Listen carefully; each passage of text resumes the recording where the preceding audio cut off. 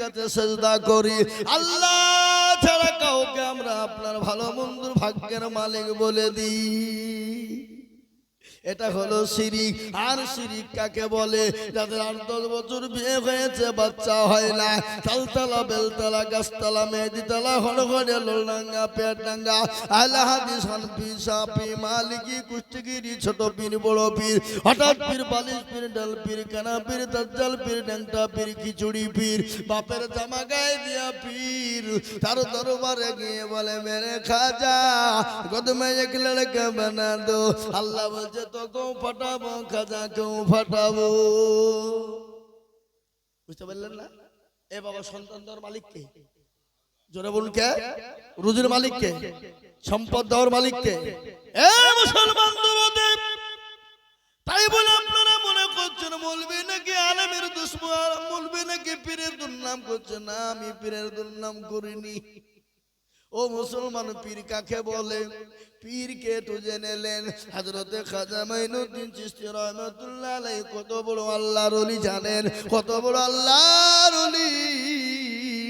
হঠাৎ একদিন ভারতের জমিনে পা রাখলেন, 90 লক্ষ কাফের হাতে গায়ে দিয়ে মুসলমান হয়ে গেল। মাকে গিয়ে বলে, মা গো আজকে আমি বড় আনন্দিত গো মা। বলে কেন রে বেটা? বলে কেন কেন কেন? আজকে আমি বড় খুশি হয়ে গেছি। আজকে ভারতের মাটিতে 90 লক্ষ কাফের আমার হাতে গায়ে দিয়ে মুসলমান হয়ে গেল। মা বলে বেটা এটা তোর আনন্দ নয়, এটা আমার আনন্দ রে বেটা। বেটা বলে মা গো এটা তোমার আনন্দ মানে আমার আনন্দ। ওগো মা জননী শুনে না, ওগো মা তোমার আনন্দ বলে আমার আনন্দ। মা বলে বেটা রে কেন আমার আনন্দ তুমি জানো? ও বেটা কান করে শুনে না, তুই যে আমার কলিজার সন্তান মাইনুদ্দিন, তুই যখন আমার গর্বে ছিলি রে বেটা, আমি যে তোর মা, আমি কোনদিন তাহাজ্জুদের নামাজ এক ওয়াক্ত কাজা করি নাই। সুবহানাল্লাহ বলুন।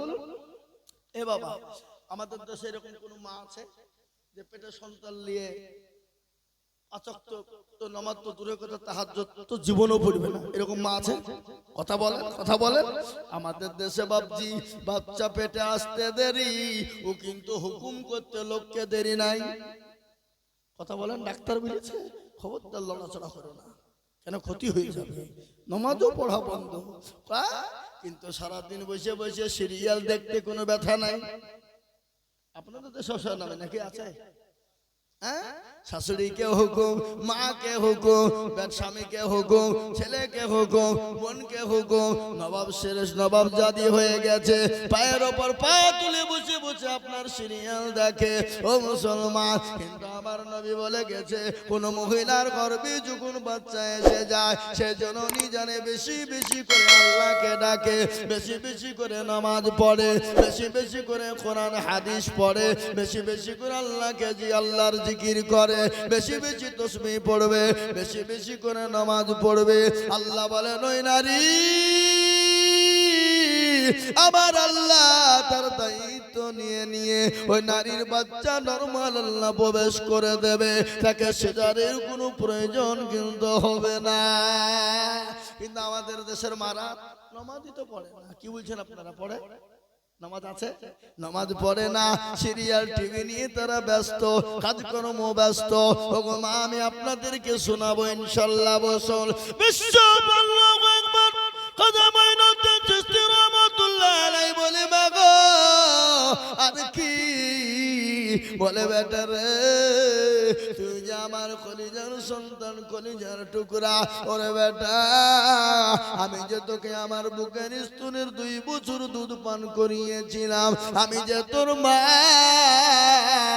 আমি কোনদিন বিনা ওযুতে একদিনও তোকে স্তনের দুধ পান করাই নাই। সুবহানাল্লাহ বলুন। পীর কাকে বলে? পীর তো তিনি। ও মুসলমান, আল্লাহর ওলি কারা? যারা আল্লাহর হুকুমকে মেনে না, আল্লাহর দিনকে মেনে না। আমি পীরের দুর্নাম করিনি। আজকে আমাদের দেশে কিছু ভণ্ড পীর বেরিয়েছে, নামাজ নাই, রোজা নাই, কুল নাই, কলমা নাই, উত্তর দক্ষিণ কিছু নাই। তাদের দরবারে গেলে নামাজ লাগে না, তাদের দরবারে গেলে কোরআন পড়তে হবে না, তাদের দরবারে গেলে আপনার নামাজ রোজার প্রয়োজন হবে না। ও মুসলমান, একটা কথা আমার মনে হয়ে গেল, আমি এর আগেও বলেছি বাবা, বাঁকুড়া জেলার নাম শুনেছেন আপনারা? বাঁকুড়া জেলা সোনামুখী বলে একটা জায়গা আছে বাবা। ওই এলাকায় একটা জায়গাতে এক সাধু বাবা বসে আছে। কি বাবা? সাধু বাবা, যার মাথায় জড়ে দাঁড়িয়েছে চট, গায়ে চলার চট পড়ে বসে আছে রে বা। হাতে এরকম করে মাল নিয়ে ডলে, আর কলকাই ভরে চোখ টান দেয়, আর বলে মদিনা যাব কেমনে? মনে হচ্ছে মদিনা তার বাপের ঘর। চোখগুলা মোটা মোটা হয়, কিসে টান দিছে? কলকে গেজাই। এ বাবা, গাজাই মারে টান। আরে এমন গান ধরেছে, আইনা বাবা কারি, আইনা বাবা, আইরে বাবা, আইনা কারিগর, আয়না বসায় আছে বাবা কলমের ভিতর। কি বুঝলে? হক আল্লাহ, নামাজ রোজা লাগবে না। এ মুসলমান দরদি,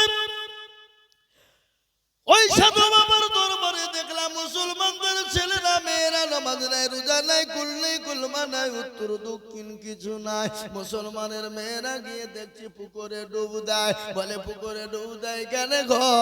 বলে হুজুর গো, যাদের বিয়ে হয়েছে বাচ্চা হয়নি, ওই পুকুরে ডুব দিলে তাদের বাচ্চা হয়ে যাবে। আমি বলছি তাই নাকি?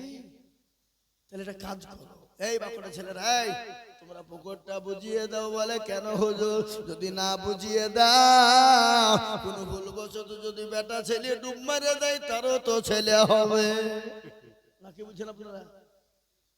যে ডুব মারবে তার ছেলে হবে, তাহলে বেটা ছেলে ডুব মারলে তার ছেলে হবে না। এই মুসলমানেরা, ধোঁকাবাজেরা, আজকে তারা ধোঁকা দিয়ে মানুষের জীবনের সমস্ত সম্পদ লুট করে নিচ্ছে। আজকে তারা লুটপাট করে খাচ্ছে। নামাজ নাই, রোজা নাই, কুল নাই, কলমা, উত্তর দক্ষিণ কিছু না। কিন্তু আমি আপনাদেরকে পীরের কথা বলেছি, এখনো ভালো পীর বেঁচে আছে, এখনো ভালো পীর আছে। ও মুসলমান, ভালো পীর ছিল আল্লাহু আকবার, মাহবুবে সুবহানি, কুতুবে রব্বানি, বড় পীর আব্দুল কাদের জিলানী রহমাতুল্লাহ আলাইহির একটা ঘটনা মনে হয়ে গেল। কি বলবো না? বলবো না? বলবো। খাজা মঈনুদ্দিন চিশতি, সুবহানাল্লাহ, বড় পীর আব্দুল কাদের জিলানী রহমাতুল্লাহ আলাইহির একটা ঘটনা। তার আব্বা জানের নাম ছিল আবু সালেহ জঙ্গি মুসা রহমাতুল্লাহ আলাইহি। একদিন তিনি খোদার তরনায় পানি পান করার জন্য আপনার নীল নদীর তীরে পানি পান করবে বাবা। ইতিমধ্যে একজন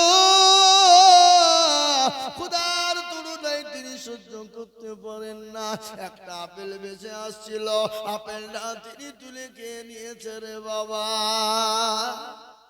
তিনি খেয়ে নিয়েছে। খাওয়ার পরে তিনি মনে মনে ভাবছেন, আল্লাহ, আমি কার আপেল খেলাম, কে দিল, কোথা থেকে এলো?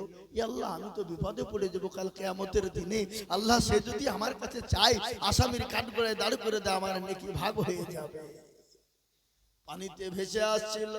কিন্তু আমাদের ভিতরে অনেক নেতা আছে, আমাদের ভিতরে অনেক মোড়ল আছে, আমাদের দেশে অনেক মাতাব্বর আছে, আমাদের দেশে অনেক চাচা আছে, আমাদের দেশে অনেক দাদা আছে। পরের মালকে লুটপাট করে খায়, পরের মালকে চুরি করে খায়, এতিমের মালকে ভক্ষণ করে খায়, এতিমকে না দিয়ে মানুষের মালকে ঠগিয়ে খাই। আছে না নাই? আপনাদের দেশে নাই নাকি? এই দেশ আছে? এ বাবা, গরিবের মালকে লুটপাট করে খায়, মানুষের হককে নষ্ট করে দেয়, হককে নষ্ট করে দেয়। কিন্তু শুনে নেন, হুকুকুল্লাহর হুকুকুল ইবাদ, এক হলো আল্লাহর হক, আর একটা হলো বান্দার হক। কেউ যদি আল্লাহর হককে নষ্ট করে দেয়, আল্লাহ ইচ্ছা করলে ক্ষমা করে দেবে। আর কেউ যদি বান্দার হক নষ্ট করে, আল্লাহ যতক্ষণ পর্যন্ত ক্ষমা না করবে, ততক্ষণ পর্যন্ত কেউ